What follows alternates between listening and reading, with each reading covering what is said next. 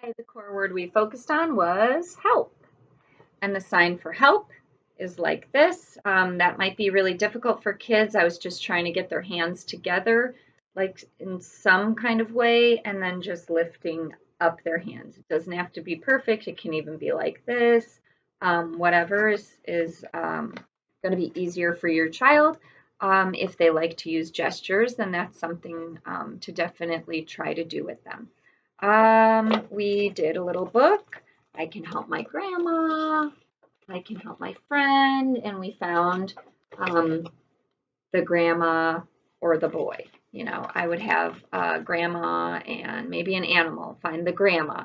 So they would always have the toys that went along with this book.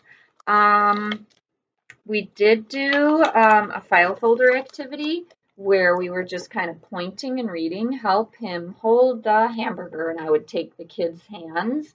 I would let them choose which picture they wanted, and if this is too much for them, I might just hold two up for them to choose, and then they would find that same picture here and put him in his hand.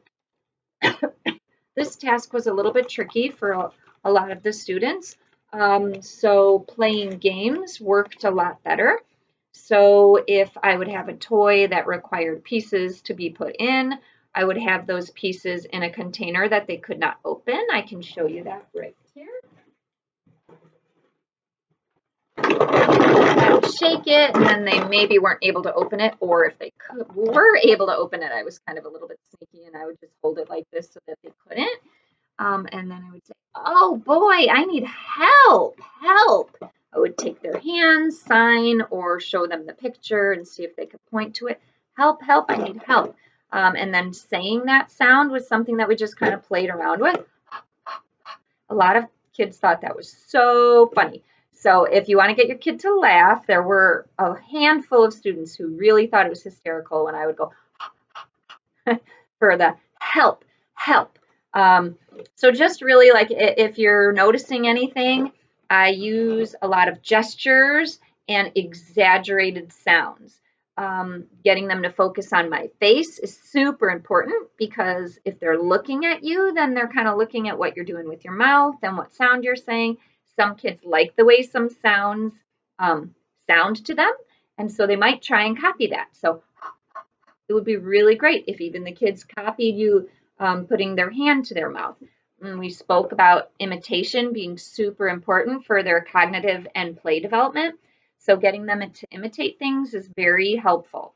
There were also a lot of videos on the Google Slides that I used. There were some boom cards. You can open up a free boom card account and kind of check out what things you like. So that was a fun one to do. So have fun with that word help.